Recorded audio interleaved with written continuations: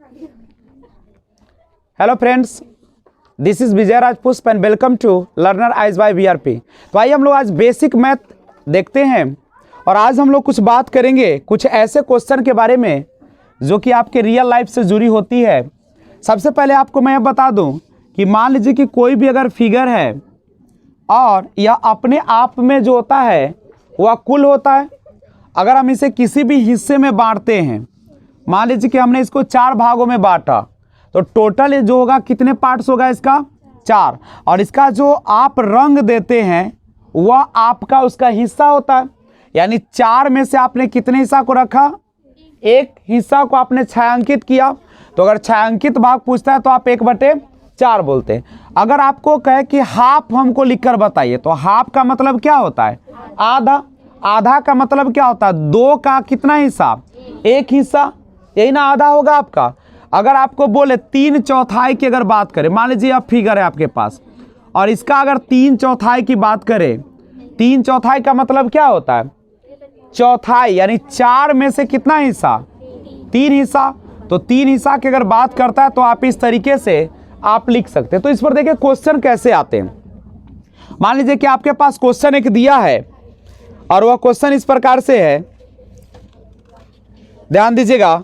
लिखा है कि 18.3/4 में 18.3/4 में कितने चतुर्थांश है, कितने चतुर्थांश है। अब यहां पे गौर कीजिए, चतुर्थांश का मतलब क्या होता है, चतुर्थांश यानी 4 में से हिस्सा पूछ रहा है, चतुर्थांश वही ना होगा। तो इसमें कितने चतुर्थांश हो, यानी कितने इसमें 1/4 भाग होंगे, यही ना आपको पूछा जा रहा है। चतुर्थांश का मतलब 1/4 का कितना है। तो इसको अगर देखिएगा, अगर इसको आप 18.3/4 है, इसको सामान्य भिन्न में लाइएगा तो आप कैसे बनाते हैं, इस दोनों को गुना करते हैं और इस ऊपर वाले को क्या करते हैं, जोड़ते हैं और नीचे वाला जस का तस रखते हैं। 18 × 72 और 3 जोड़ेगा तो कितना आ जाएगा, 75/4। इसको हम ऐसे लिख सकते हैं 75 × 1/4। यानी आप देखिए 18.3/4 में कितने चतुर्थांश है, कितने 1/4 है, तो कितने 1/4 है देख लीजिए इसमें, तो कितना हो जाएगा 75। यानी इसका जो आंसर हो जाएगा वह कितना हो जाएगा 75। चूंकि पूछा है कि 18.3/4 में कितने चतुर्थांश यानी कितना 1/4 गुना है, नहीं यही ना पूछा है। तो 1/4 का कितना गुना है देख लीजिए आप, 75 गुना है या नहीं है। तो आपका आंसर जो हो जाएगा यही हो जाएगा। सबसे पहले इस क्वेश्चन को आप स्क्रीनशॉट ले लीजिए, फिर हम बात करते हैं आगे। तो चतुर्थांशों की संख्या हो जाएगा कितना, 75। देखिए एक स्कूल में, क्वेश्चन लिखिएगा नेक्स्ट, एक स्कूल में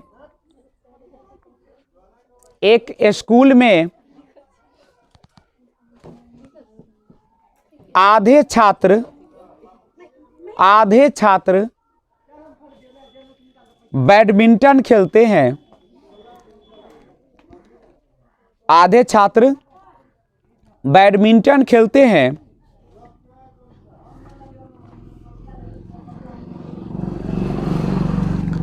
1/4 छात्र 1/4 छात्र वॉलीबॉल खेलते हैं, वॉलीबॉल खेलते हैं।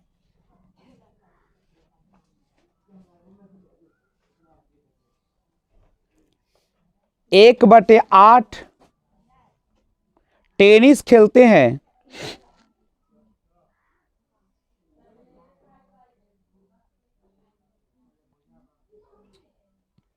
1/16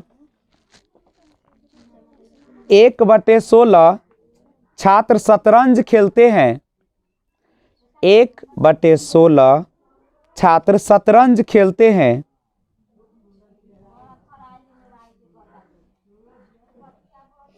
और बाकी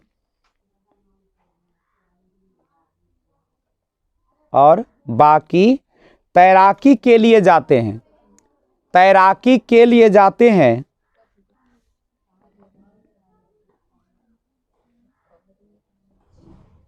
यदि वॉलीबॉल यदि वॉलीबॉल यदि वॉलीबॉल खेलने वाले यदि वॉलीबॉल खेलने वाले छात्रों की संख्या 160 है, यदि वॉलीबॉल खेलने वाले छात्रों की संख्या 160 है तो कितने छात्र शतरंज खेलते हैं? तो कितने छात्र शतरंज खेलते हैं?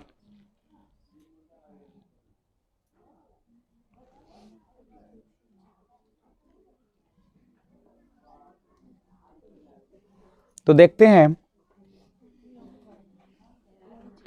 देखिए आराम से क्वेश्चन को एक बार बढ़िया से पढ़िए।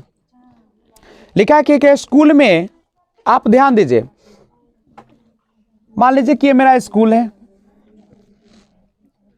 इसमें जो है आधा जो छात्र है, आधा छात्र या क्या खेल रहा है, बैडमिंटन खेल रहा है।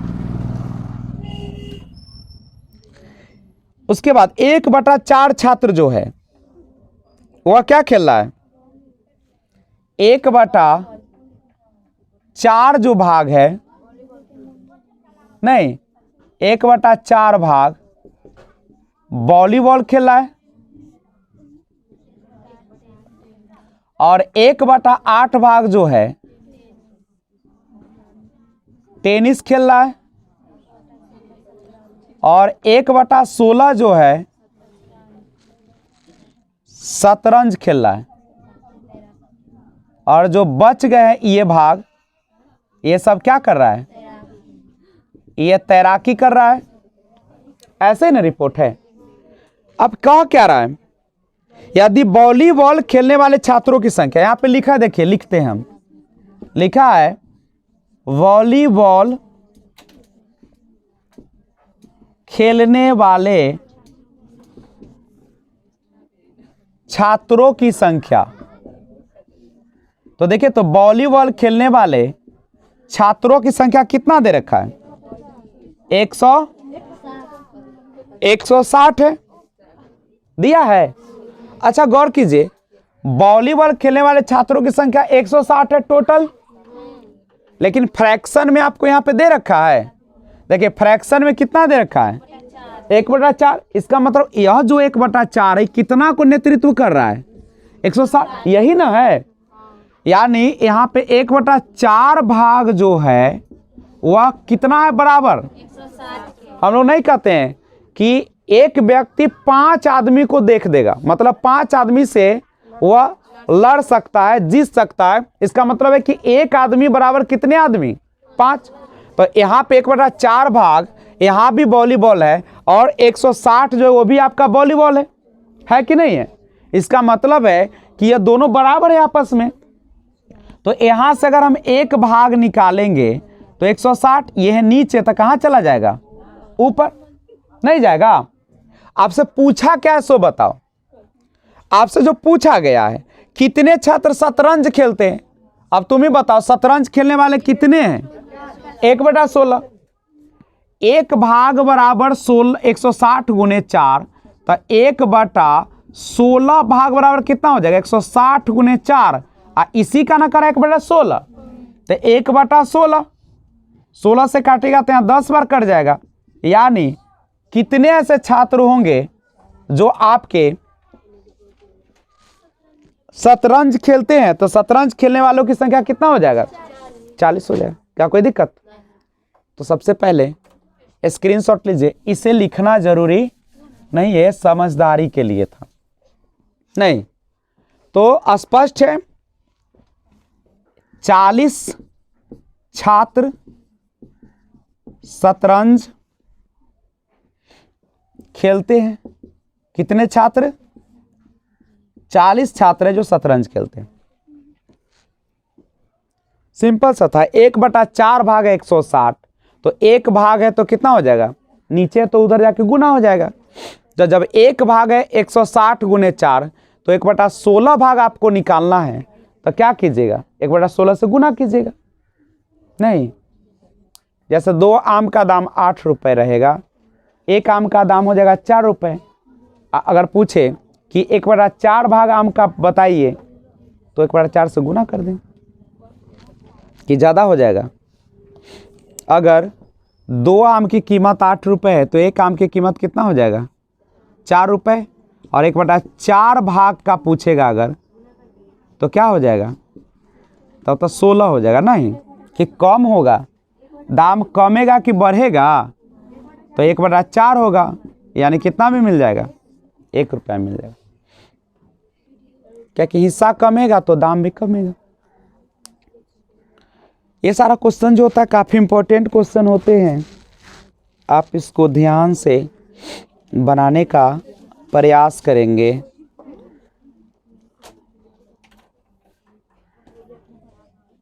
एक क्वेश्चन अगला है, स्क्रीनशॉट ले लिए होंगे आप लोग, तो लिखिए एक और क्वेश्चन, बेहतरीन क्वेश्चन है। देखिए 50 में एक क्वेश्चन है, लिखा जाए 50 में एक पूर्ण संख्या, 50 में एक पूर्ण संख्या जोड़ी जाती है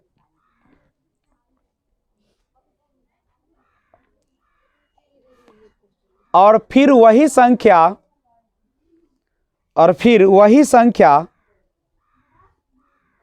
50 में से घटा दी जाती है, 50 में से घटा दी जाती है,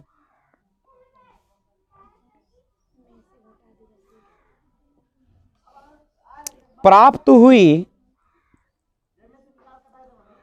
दोनों संख्याओं का जोड़ है,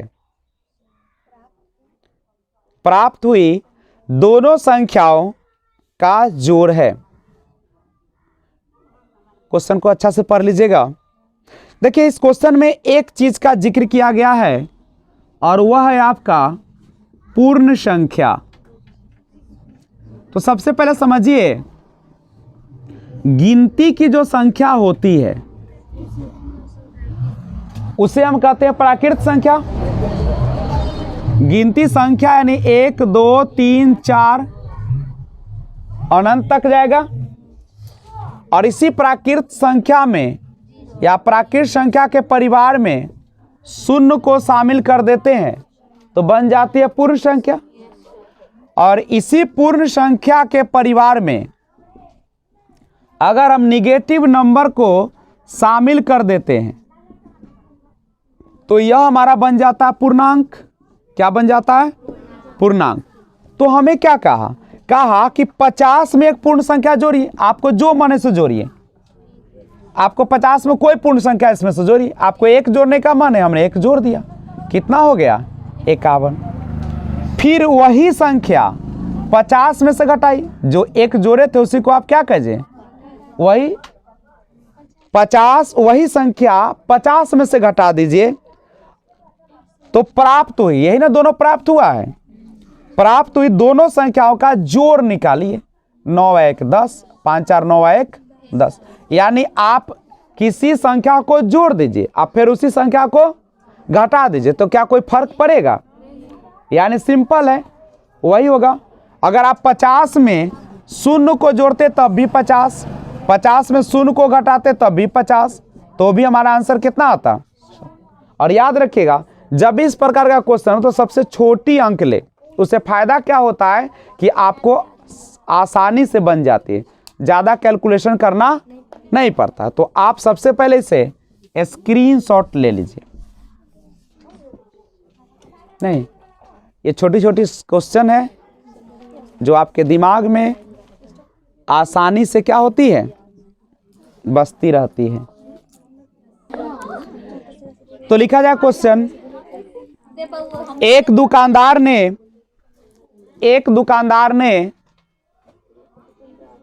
5.3 किलोग्राम बादाम, 5.3 किलोग्राम बादाम, एक दुकानदार ने 5.3 किलोग्राम बादाम, 2100 ग्राम किशमिश, 2100 ग्राम किशमिश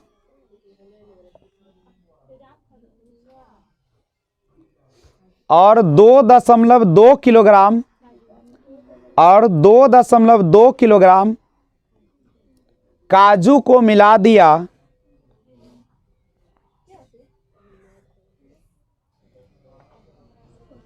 तथा इस मिश्रण के बराबर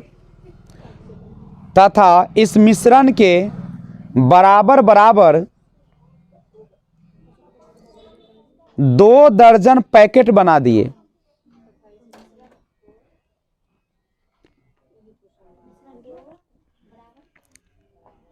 इस मिश्रण के बराबर 2 दर्जन पैकेट बना दिए। प्रत्येक पैकेट का भार क्या होगा? प्रत्येक पैकेट का भार क्या होगा? एक बार बढ़िया से क्वेश्चन पढ़ लीजिए। प्रत्येक पैकेट का भार है तो ध्यान रखिए, आपने बादाम खरीदा है कितना? 5.3 kg। किशमिश खरीदे हैं 2100 ग्राम और काजू मिलाए हैं 2.2 kg। यही ना आपका है। और कह रहा है कि बराबर 2 दर्जन पैकेट बना दिया। 2 दर्जन तो 1 दर्जन में होता है 12, तो 2 दर्जन यानी 24, यानी 2 दर्जन पैकेट बना दिया। मतलब कितना पैकेट बनाया? 24। और प्रत्येक पैकेट का भार पूछ रहा है, एक पैकेट में कितना आएगा? तो हम सबसे पहले इसको ग्राम में सबको चेंज कर लें। 5.3 को ग्राम में चेंज करने के लिए 1000 से गुना करना पड़ेगा। ये तो आपका 2100 है। 2.2 को ग्राम में बदलने के लिए 1000 से गुना, तो ये कितना हो जाएगा? 53 पर 3 जीरो, लेकिन दशमलव है, एक अंक के बाद दशमलव तो 1 जीरो कैंसिल। ये आपका 2100 ग्राम है और ये आपका कितना हो जाएगा? 2200। चूंकि 3 जीरो आएगा, 1 दशमलव दीजिएगा तो 0, दशमलव के बाद कोई वैल्यू नहीं है। अब इसको जोड़ दीजिए तो आपका आ जाएगा, ये आ जाएगा कितना? 9600 ग्राम। अब आप ही बताइए, टोटल आपके पास जो मटेरियल है कितने ग्राम का है? और बराबर इस पर बनाना है कितना पैकेट? 24 पैकेट बनाना है। चूंकि 2 दर्जन पैकेट बना रहा है तो 1 दर्जन में 12, तो 2 दर्जन में कितना हो जाएगा? 24। 24 पैकेट बनाना है इसका, तो 24 चक 96। ऊपर से शून्य लीजिएगा, नहीं लगेगा शून्य, ऊपर से शून्य लाइएगा, नहीं लगेगा, फिर शून्य, यानी एक पैकेट जो होगा वह कितने ग्राम का होगा? 400 ग्राम का होगा। नहीं, तो इस प्रकार से आप प्रत्येक पैकेट का भार आसानी से निकाल सकते हैं। तब तक स्क्रीनशॉट लीजिए आप लोग। देखिए क्वेश्चन, एक बीकर के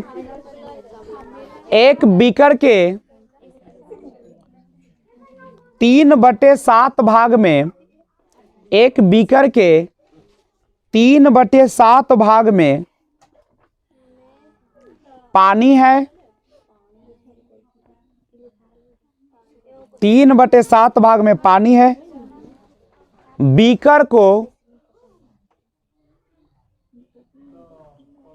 को ऊपर तक पानी से भरने के लिए, बीकर को ऊपर तक पानी से भरने के लिए 16 लीटर पानी की आवश्यकता है। 16 लीटर पानी की आवश्यकता है।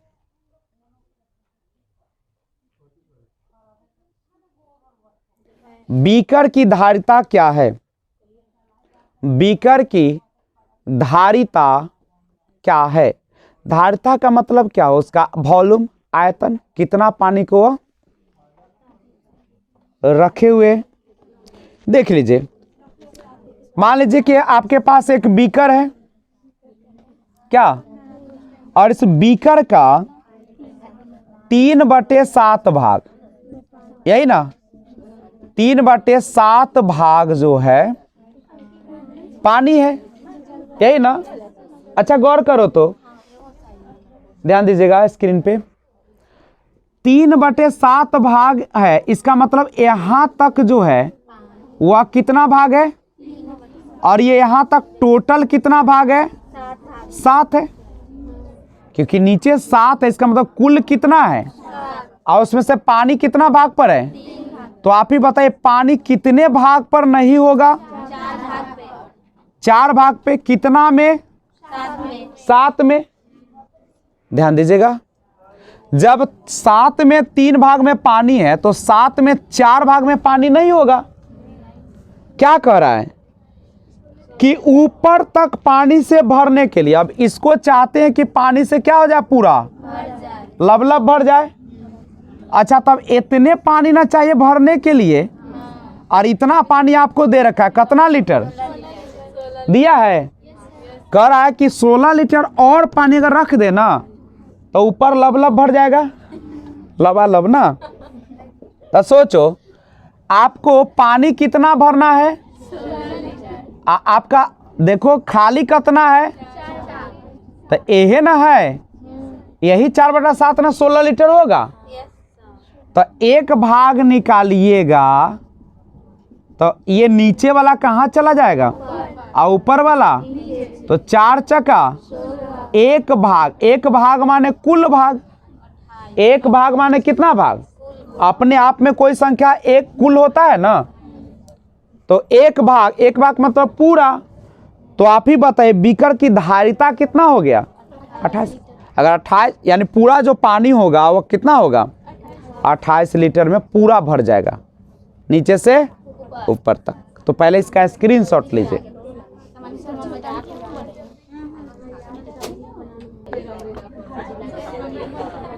प्रश्न है, क्वेश्चन लिखिए, 14-20-03-80 को अवरोही या घटते क्रम में सजाए। अगला क्वेश्चन है 5, 102, 4, 80 को आरोही या बढ़ते क्रम में सजाए। और आज का लास्ट क्वेश्चन है,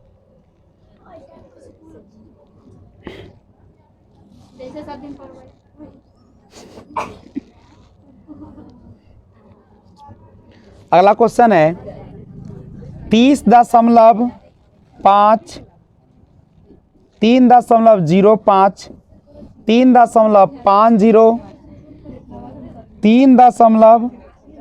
3.005, 3.055 और 0.355 को आरोही क्रम में सजाए। 3 क्वेश्चन है, तीनों को पहले स्क्रीनशॉट लीजिए, वीडियो को पॉज कीजिए और बनाइए, और जब बन जाए तो फिर वीडियो को पॉज पर से हटाइए, प्ले कीजिए और मिला लीजिए। तो मैं आशा करता हूं कि आपने सारा काम कर लिया होगा।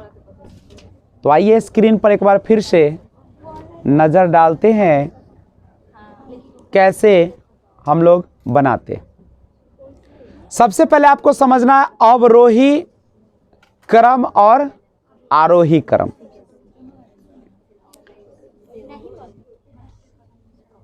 अवरोही का मतलब होता है घटते क्रम, जिसको हम लोग इंग्लिश में डिसेंडिंग ऑर्डर कहते हैं। और इसमें क्या करते हैं, अवरोही क्रम सजाने के लिए पहले हम लोग लिखते हैं सबसे बड़ी संख्या को, सबसे बड़ी संख्या को लिखते हैं। नहीं तो देखा जाए स्क्रीन पे, सबसे बड़ी संख्या कौन है, 80। उसके बाद अब इसमें सबसे बड़ी कौन है, 20। उसके बाद सबसे बड़ी कौन है, 14। उसके बाद कौन है, 3। उसके बाद कौन है, यानी काटते काटते सबसे बड़ी बन गया सबसे छोटी। नहीं तो यही आपका, और याद रखिएगा जब भी आपका अवरोही क्रम होगा तो एग्जाम में इस प्रकार के साइन का, संकेत का प्रयोग किया जाएगा। ठीक है, जो बड़ा रहता है ना उधर बड़ा चोंच खुला रहता है, देखो चोंच खुले हुए, ये बड़ा है, और जहाँ सिकुड़ा हुआ है वो होता है छोटा। आरोही माने होता है बढ़ते, बढ़ते माने पहले सबसे छोटा। तो लीजिए सबसे छोटा कौन है, 2। अब तो ये गया, फिर सबसे छोटा कौन है, 4। अब सबसे छोटा कौन है, 5। अब सबसे छोटा कौन है, 80। और तब सबसे छोटा कौन है, देख रहे, ये छोटा होते होते क्या हो गया, सबसे बड़ा। तो क्योंकि मैं काटते जा रहा था, और बढ़ते क्रम में आप ऐसे साइन का प्रयोग करिएगा, चोंच को उलट दीजिएगा।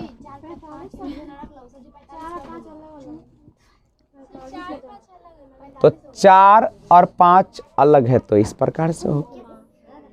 और सबसे इंपॉर्टेंट तो है पॉइंट का। अगर पॉइंट का बनाना सीख गए तो आपका जीवन सफल हो गया। नहीं, इसी में दम है। तो आइए सुनते हैं। आरोही का मतलब बढ़ते, बढ़ते माने पहले सबसे छोटा। आइए इसके बनाने का तरीका है, पहले दशमलव से पहले चेक कीजिए। दशमलव से पहले 30 है, हमको सबसे छोटा खोजना है, आरोही है तो इसमें 3 है, इसमें 3 है, इसमें 3 है, इसमें 3 है, इसमें क्या है दशमलव से पहले, तो सबसे छोटा कौन हो गया, 0.355। आरोही माने ऐसा साइन।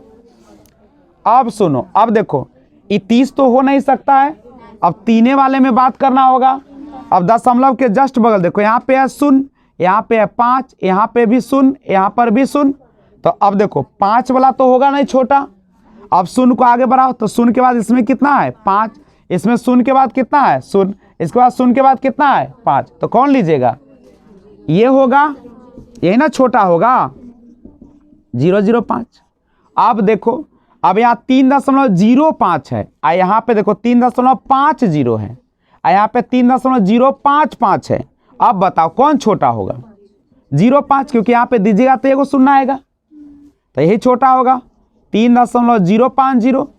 अब ये भी गया, अब बचाइए दोनों, तो यहाँ पे दशमलव का 5 है, यहाँ 0 है, 3.055।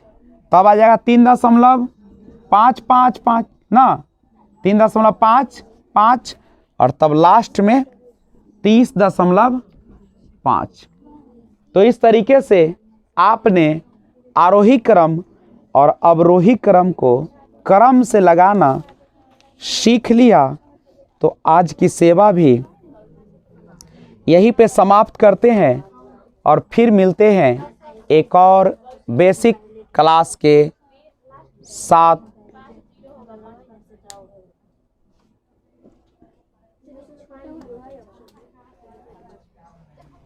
1 2 3 4 5 6, 2 4 6 कहाँ छूटा हुआ है, बोलिए। 3.55 लिखे हैं ना, वहाँ पे 3.50 होगा, सबसे लास्ट में देखिए उसके पहले वाला दूसरा नंबर नीचे ये ठीक है, रुको, ये भी ठीक है, ये भी ठीक है।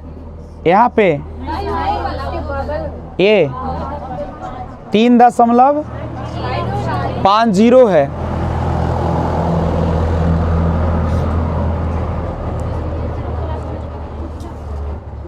तो कोई दिक्कत नहीं है, आपको वहाँ पे ऑप्शन दिया रहता है, ठीक है। तो फिर लेकर आता हूँ एक और वीडियो।